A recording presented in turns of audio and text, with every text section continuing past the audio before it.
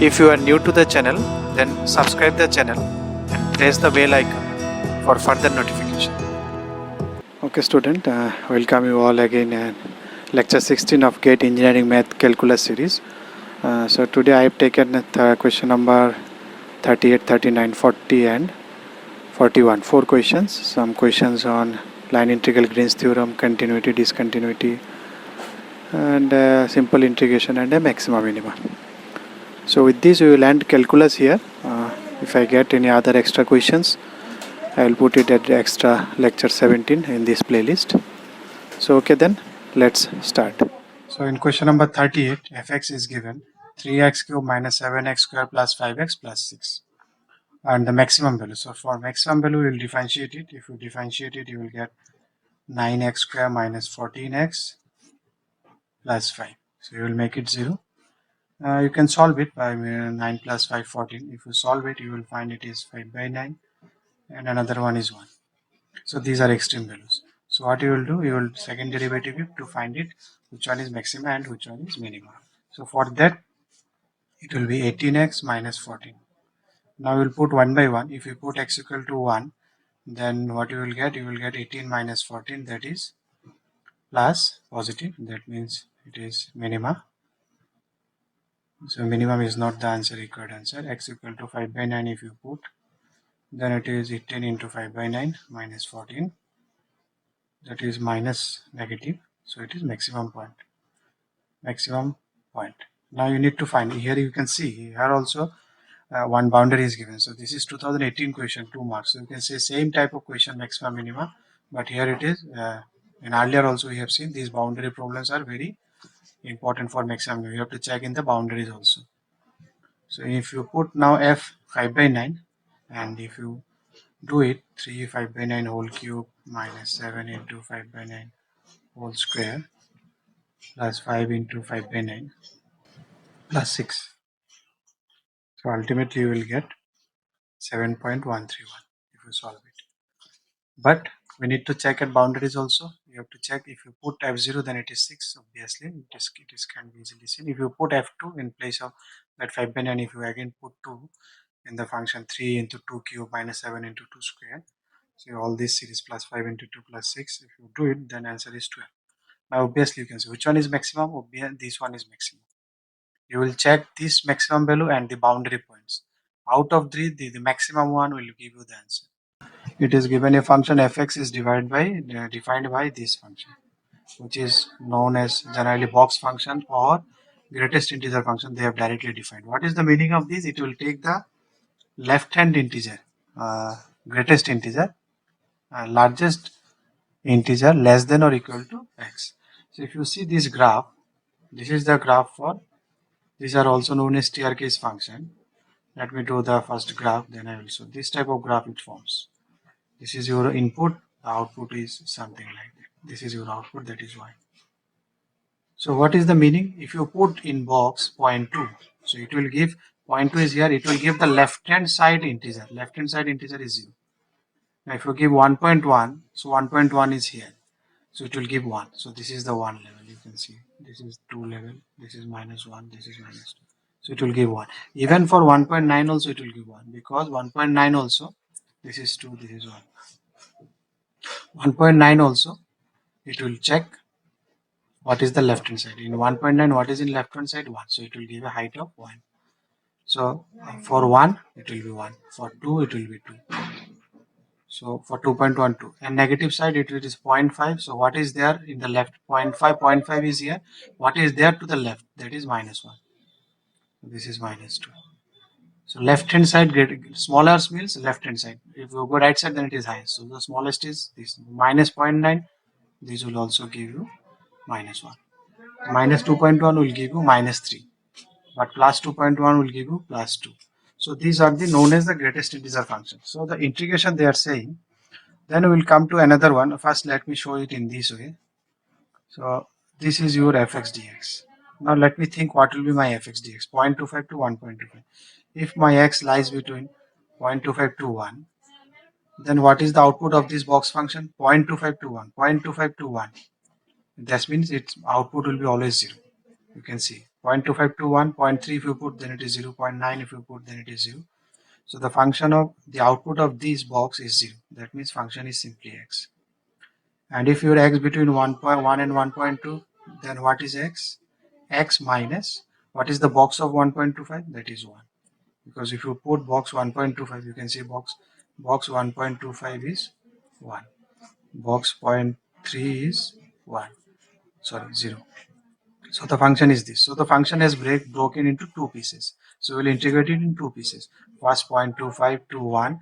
What is fx? Simple x dx. Then 1 to 1.25 x minus 1 dx. Now you can integrate it and you can find the answer. That's okay. I think you can do it at 0.251 and it is x square by 2 minus x 1 to 1.25. If you solve it, you will get it 0.5. I am not writing it. You can put upper limit, lower limit, it will come. But this function can also be known as, you have to learn, because this is also given, so you remember this function. This is also known as fractional function, fraction part. What does it mean? So how does it graph look? Its graph look like a sawtooth function. This is also known as sawtooth. You know saw, then it is, this is sawtooth function, because it will always give output as a fraction. It will take fraction. Suppose in second bracket you 2.1 you give, so it will give 0.1. If you get 0.2, then it will give 0.2. Only the fraction part will be the answer. If you give minus 1.1, so minus 1.1, how will you write? Two fraction should be positive. It cannot be positive, negative. So minus 1.1, you can write it minus 2 plus 0.9. Minus 2 plus 0.9, because your fraction should be positive. So answer will be 0.9. This one you can check. Getting it now? Let me take one more example. Minus, suppose 2.2. So what it will take? Minus 3 plus 0.8. Because the fraction should be positive. You can see the output is also only in the positive side. So the outputs are fraction up to one level only.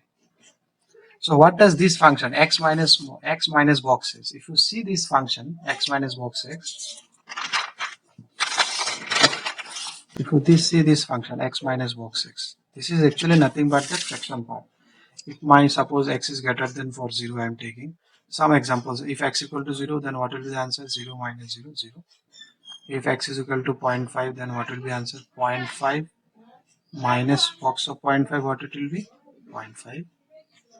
If x is equal to 1.2, then it will be 1.2 minus box of 1.2 is 1. So it is 0.2. Now you can see only fraction part is coming. If x is equal to 2.9, so it will be 2.9 minus box of 2.9. So 2.9 minus box of 2.9 will give you 2, that is 0.9. So every time, similarly in negative also, if some examples you can take, suppose x equal to minus 0.5. So it will be minus 0.5 minus of minus 0.5. Now what is box of minus 0.5? You have already seen box of minus 0.5 is minus 1. So it will be 1 minus, so you can see 0.5. So fraction part is coming. Suppose x is equal to minus 2.9.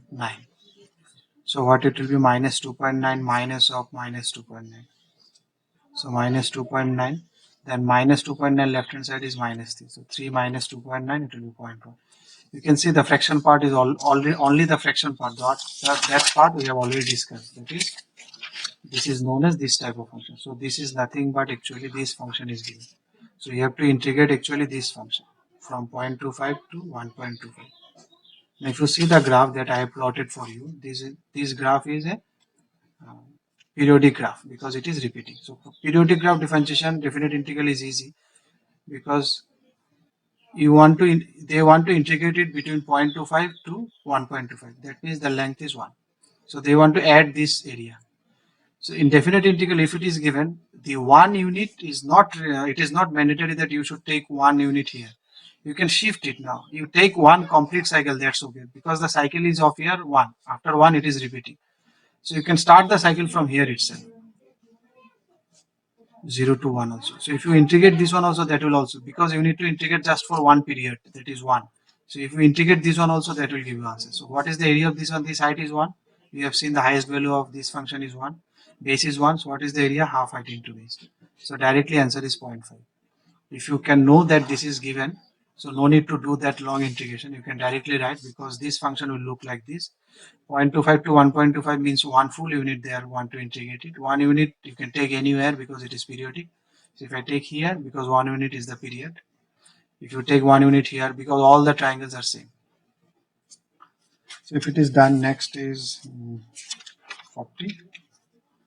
40, what is given? Fx is equal to x square for x is greater than 0 and minus x square for x is less than 0. Which one of the following? First, discontinuous. So let me check whether it is continuous or not. Where we will check? We will check at x equal to 0. So left hand limit, what will be left hand limit? If you put 0 minus, that means you will put in left hand side. What is the 0 minus? 0 minus is here, less than 0. So minus 0 square minus 0. What is right hand limit? Right hand function is this one because it is greater than 0 plus means you are looking greater than 0. So it is 0 square, 0. So both are equal, so it is continuous. That means fx is continuous. That means your option A is gone. It will not be the answer. Next, for differentiability, second option is fx is continuous, not differential. So you have to differentiate it. 2x for x is greater than 0 minus 2x for x is less than 0. What you will do now? Left hand derivative. Left hand derivative 0 minus. For 0 minus, what you will take? Minus 2 into 0, which is 0. Right hand derivative 0 plus. 0 plus means you will go to this derivative now. 2 into 0 again 0. So both are equal. So it is differentiable also. Differentiable. Who is differentiable? Fx is differentiable because you can do the differentiation. Differentiable. So that means option B is also gone. Now what is C? Fx is differential, but its first derivative is not continuous. Now what is first derivative? G of x. Okay. So you check g of x continuity. Continuity, what you will do? Left hand limit and right hand limit. So if you do the left hand and right hand limit of continuity for gx. For gx, if you put this is gx, you forget f dash, then it will confuse you. You just think of it is gx. So gx left hand limit you will put 0 minus 0 plus. So 0 minus again it is minus 2 into 0 0. It is 2 into 0 0. So it is all okay. That means your gx is also continuous. Gx is continuous. That means its first derivative is also continuous. That means its first derivative is also continuous. So your option C is gone. Okay, obviously then option D is answer. Cross check it. So we will do it, but it is first derivative is not differentiable at x equal to 0. That means you have to differentiate. This is first derivative. I have named it g dash. So they are saying that it is not differentiable. So let me differentiate that g. So it will be 2. It will be minus 2. Now it will not be differentiable. You can see if you say the left hand derivative and right hand derivative here. If you put x equal to 0 minus x equal to 0 plus, in left hand, what is left hand? This. So you will put 0, no x is there, that means minus 2. If it is put x equal to greater than 0, then it is 2. These two are not equal. So gx is not differentiable. And gx is what? Gx is first derivative of fx. So first derivative of fx is not differentiable at x equal to 0. We are checking at x equal to 0. So obviously D is the answer. 41. They have asked you to integrate over this one, and the circle is x square plus y square equal to 9. And you can, by seeing this, you can see it is pdx plus qdi format. Pdx plus qdi, and it is a line integral. So you can think your f is y square plus 2yx I cap plus 2xy plus x square j cap. Only two dimensional x and y. So you can parameterize it 3 cos theta. R is because it is 3 square, x is equal to r cos theta, y is equal to r sin theta. And then you can do it by using line integral. What will be the theta? Because from here you want to go 30 to 03. So what is the angle you are moving? 90 degrees, 0 to pi by 2. So your integration will be theta equal to 0 to theta equal to pi by 2.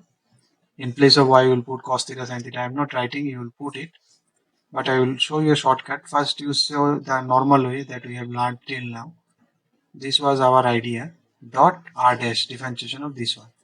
Minus 3 sin theta I cap plus 3 cos theta j cap. Now if you do the dot product of these two, it will come.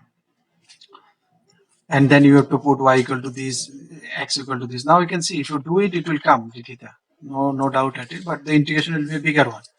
But here, by seeing this px plus q dy and x and y, one theorem should click in your mind. That is known as Green's theorem. You can see this p also. You can see this q also. Because in Green's theorem, what was the theorem? If it is a closed, it is not closed. They have told you to integrate up this up to this much. They have not told you to go for closed. If it is a closed, then this line integral can be written to a surface integral qx minus py. You remember what is x, what is this one? Del q del x, del p del y. Now here you can see this p and q, and you see these are symmetrical functions. If you change y to x, then it will come. If you change here x to y, this. So you can see this differentiation will be same. If you do the qx is del q del x. So if you do the differentiation of q with respect to x, this is 2y plus 2x, and it is py is del p del y. If you do the differentiation, it is 2y plus 2. Both are same.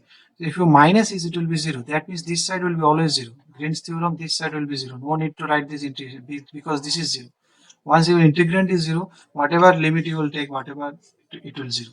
But the difference is here, it is a closed interval, but they have not given you a closed interval. So let me close their interval. They have they want us to go in this way. So we will go in this way, then we will come back to this road, then we will go to this road. This is the complete line integral, and the complete line integral will be 0. Why? Because my Green's theorem says that right side is 0. So the any closed path we take, you here for this function, for this field, any closed path you take, the answer will be always 0. So if it is a closed path, if I take this way, why I am taking this way? Because along this line integration is very easy. Why? Because this line, if you parameterize it, it is y equal to 0, x equal to t. And what is the vary? T varies from 0 to t, 3. And this line, and what about this line? This line x is equal to 0, y is equal to t. And here t varies from 3 to 0. Take care of this sign, 3 to 0. Because it is coming. So I am always mentioning you, always take care of this arrow. So what is your overall integration? Overall integration is 0. Suppose this is my first path. Suppose this is path 1. This is path 2. And this is path 3. So integration over path 1, integration over path 2, integration over path 3, all equal to 0. Because the closed path answer is 0. They have asked you to find integration over path 2. Only this line. So if I integrate 1 and 3, then it is 0. Then it is, I can easily find 2 also. If I know total sum, if I can find 1 and 3, then 2 I can easily find. Why I am going 1 and 3? Because 1 and 3 are very easy here. 1 and 3, y will be directly 0. So if you go for 1, if I am doing that 1 integration, first integration over that f dot dr, suppose. So what was the formula? I will go from 0 to 3, okay.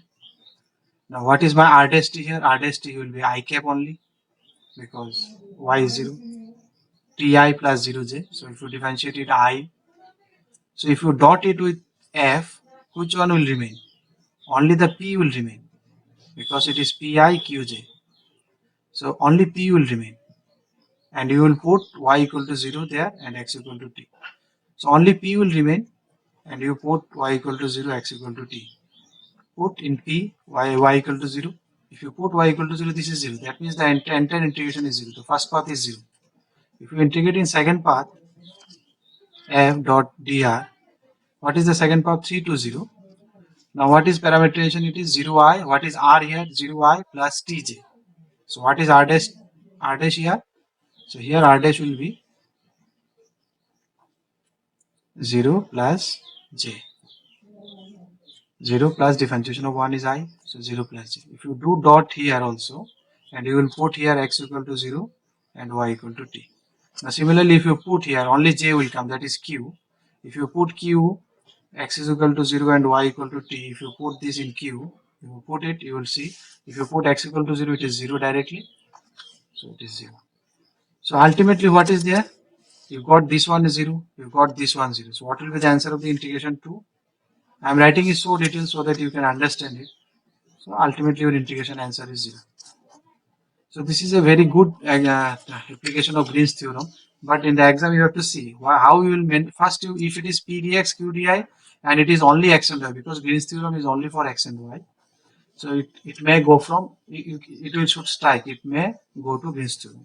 And one more thing, if you see this p and q are symmetric, means if you are changing x and y, these are same. That means this portion, if this portion is 0, then obviously they are asking for Green theorem, because surface integral will be much lengthy one. So in the exam, it is highly not probable that they will go for surface integral doing. So that means this will be 0. That's why they are using giving this question to use Green's theorem so that the answer comes easy. Or otherwise you can do it normal way also. This is why normal way, but it will be a trigonometry, long trigonometry integration. But answer will come. Answer will come zero. Okay, that's all for today. If you like the video, then press the like button and please give your valuable comments in the comment section.